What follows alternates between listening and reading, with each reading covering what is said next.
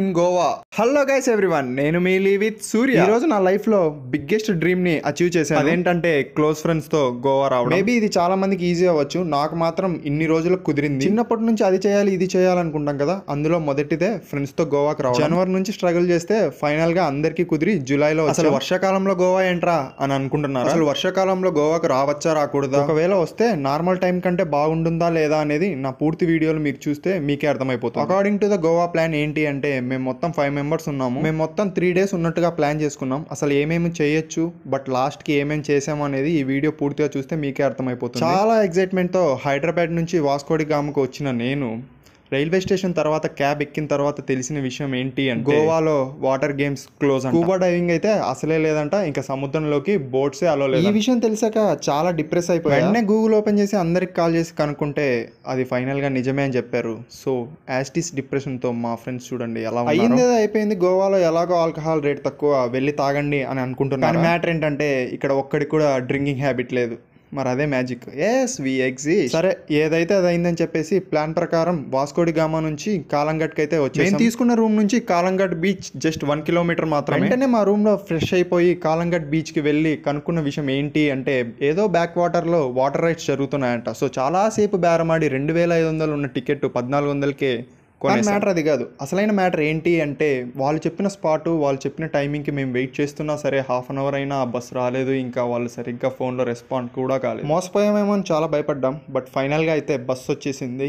ఇక vlog start చేసే time కూడా అయింది. సో ఇదే మేము ఎక్కాల్సిన బస్ అనమాట. ఇందులో ఎక్కడైతే పికప్ చేసుకున్నారో అక్కడే మళ్ళీ డ్రాప్ కూడా చేస్తారు. మేము తీసుకున్న ప్యాకేజ్లో బెనిఫిట్స్ ఏంటి అంటే, పికప్ అండ్ డ్రాప్ వాళ్ళే చూసుకుంటారు, ఇంకా అన్లిమిటెడ్ ఫుడ్ పెడతారు, ఇంకా ఫ్రీ డీజే, అలాగే నా ఫేవరెట్ వాటర్ రైడ్స్ కూడా జరుగుతాయి. అన్వేష్ అన్వేష్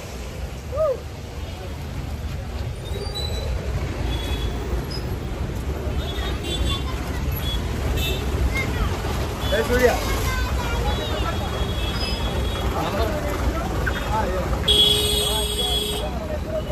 గోవాలో ఏంటి అంటే మ్యాక్సిమం ఫ్రాడ్ జరుగుతుంది అంటారు. అవి ఒకవేళ చేసినా కానీ మీకు అది ఫ్రాడ్ అని కూడా తెలియదు, అలా ఉంటుంది. అది ఎలా అంటే, ఏసీ బస్ అంటారు బట్ ఏసీ వేయరు.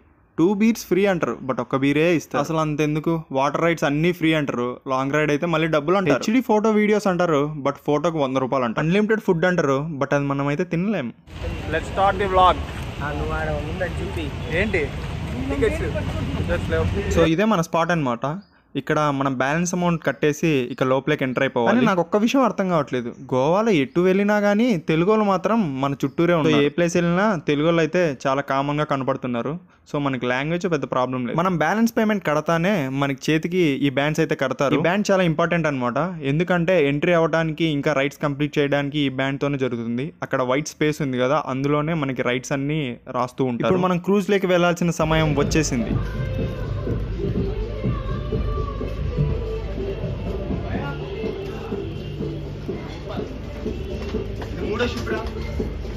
ఇప్పటికే 2 షిప్స్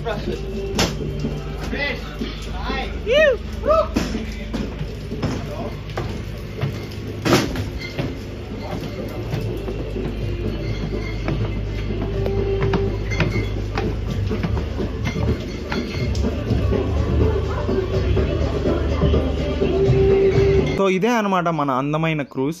చూడ్డానికి అంత లేదు బట్ యావరేజ్, పర్లేదు. ఎక్కడికి వెళ్ళినా ఈ బ్రిడ్జ్ మాత్రం మమ్మల్ని వదలట్లేదు. ఇప్పుడు మేము పంజిమ్కి దగ్గరలో ఉన్న sea water and ocean water కలిసే ప్లేస్కి వెళ్తున్నాం, ఎందుకంటే అక్కడే వాటర్ రైడ్స్కి అలో కాబట్టి.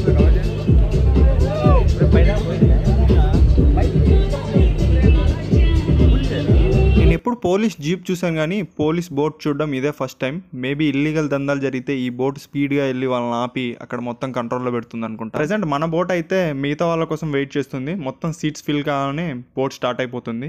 ఏంట్రా బాబు ఎంతసేపు అయినా ఈ షిప్ ఇంకా స్టార్ట్ అవ్వట్లేదని కోపంతో గట్టిగా ఏం లేదు ఫస్ట్ ఎక్కడికి వెళ్ళినా మనకి ఫుడ్ ఇంపార్టెంట్గా, వెంటనే వెళ్ళి అన్లిమిటెడ్ ఫుడ్ తెచ్చేసాం. చూసారా ఎలాగుందో, అదనమాట ఫుడ్. మేబీ ఫుడ్ మొత్తం గోవా వాళ్ళ టేస్ట్కి తగ్గట్టు చేశారేమో, మనకైతే సెట్ కాలేదు. నేను మా ఫ్రెండ్స్ చాలా బిలో యావరేజ్ అనే చెప్తాను. సో అలా లైట్గా తిని ఇక బీర్ బదులు మేమైతే కోక్ తీసుకున్నాం, ఎందుకంటే మాకు ఆల్కహాల్ హ్యాబిట్ లేదు కాబట్టి. బట్ ఏంటంటే 2 బీర్లు అని చెప్పి ఇక్కడ ఒక్కటే బీర్ ఇచ్చాడు. మన తెలుగు వాళ్ళు మాత్రం ఇక్కడ దుమ్ము లేపేశారు, 2 బీర్ల బదులు 1 బీర్ ఇచ్చేసారని చెప్పి. సో తినేసి తాగేసిన తర్వాత అలా బోట్లో వెళ్తుంటే చాలా సూపర్గా ఉంది. ఫుడ్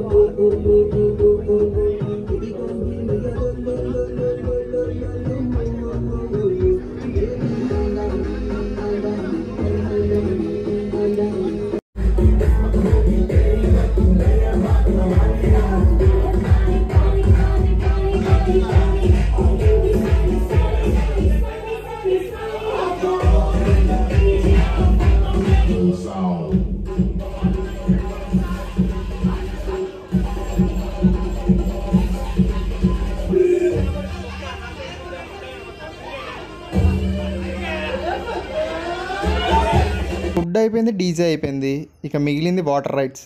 దాంట్లో కూడా మనమే ఫస్ట్ ఉంటాం తెలుసా.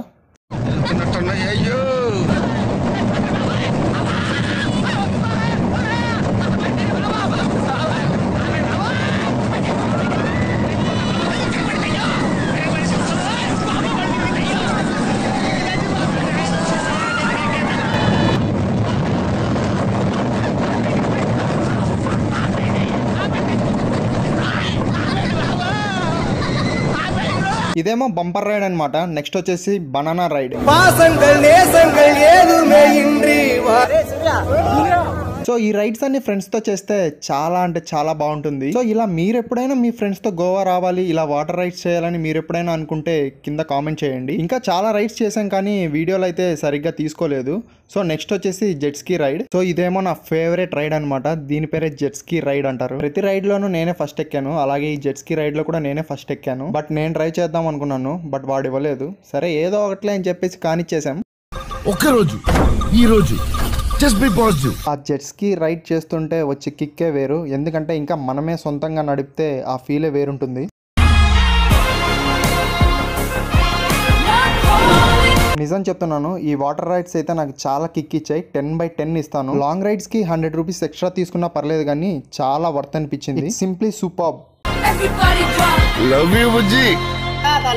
సో ఇలా నేను నా ఫ్రెండ్స్ కలిసి మొత్తం 5 వాటర్ రైడ్స్ అయితే కంప్లీట్ చేసాం. సో మిగతా వాళ్ళందరూ వాటర్ రైడ్స్లో బిజీగా ఉండేసరికి మేము ఇంకా వెంటనే డీజేకి వెళ్ళిపోయాం.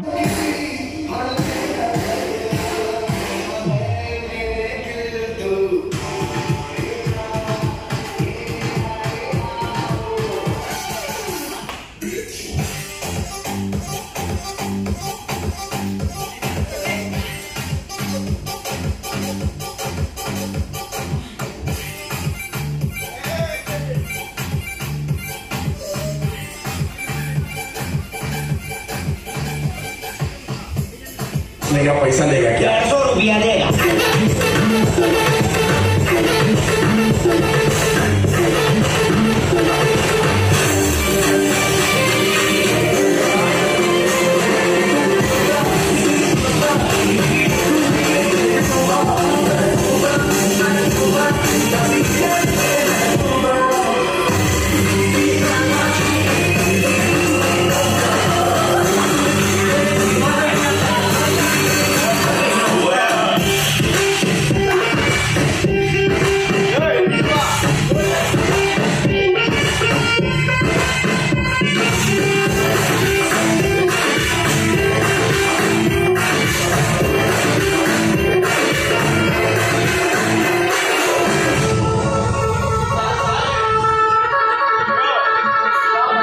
మొత్తానికైతే మా వాటర్ రైడ్స్, డీజే, ఫుడ్ మొత్తం కంప్లీట్ అయిపోయి. సో ఇక మా బోట్ అయితే రివర్స్ వచ్చేస్తుంది. సో అక్కడ నుంచి ఎక్కడైతే పికప్ చేసుకున్నారో మళ్ళీ అక్కడే మనల్ని డ్రాప్ చేసేస్తారు. సో రూమ్కి వెళ్ళి ఫ్రెష్ అయ్యే లోపే నైట్ అయిపోయింది. ఇక తినడానికి కాలంఘాట్ బీచ్కి వెళ్ళిపోదామని చెప్పేసి ఒక రెస్టారెంట్కి వెళ్ళిపోయాం. రెస్టారెంట్ మాత్రం అదిరిపోయింది. ఎందుకో తెలుసా?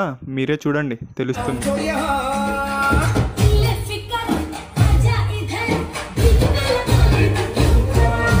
ఈ రెస్టారెంట్ చూస్తేనే పెద్ద సౌండ్ పార్టీ రెస్టారెంట్ అని అర్థమైపోయింది. సో చూసారుగా అందరూ మొత్తం గోవా వైబ్స్ లో ఉన్నారు. ఇంకా తెలుసా, మేము తినేటప్పుడు అయితే తెలుగు సాంగ్స్ కూడా వినబడ్డాయి. ఈ రెస్టారెంట్లో రేట్లు కూడా బిభత్సంగా ఉన్నాయి. అందుకని చెప్పేసి ఒక సీకిష్ ఫింగ్ అండ్ బిర్యానీ అండ్ 5 కోక్స్ చెప్పాం అంతే. ఒక బిర్యానీ ఫిష్కి దగ్గర దగ్గర 2000 బిల్ అవుతుందని మేము కూడా అనుకోలేదు. సో ఏదో అలా కుదిరేసింది. సరే చాలే, బయట ఇంకేమైనా తినేద్దామని చెప్పేసి ఇక అలా కాలంఘాట్ బీచ్ లో ఐస్ క్రీమ్ తింటూ ఆ బీచ్ ని ఆస్వాదిస్తూ ఉన్నాం. సో నైట్ టైం కదా, బీచ్ లోకి ఎవరు దిగట్లేదు, ఎందుకంటే నైట్ టైం వాటర్ చాలా రఫ్ గా ఉంటుంది కదా.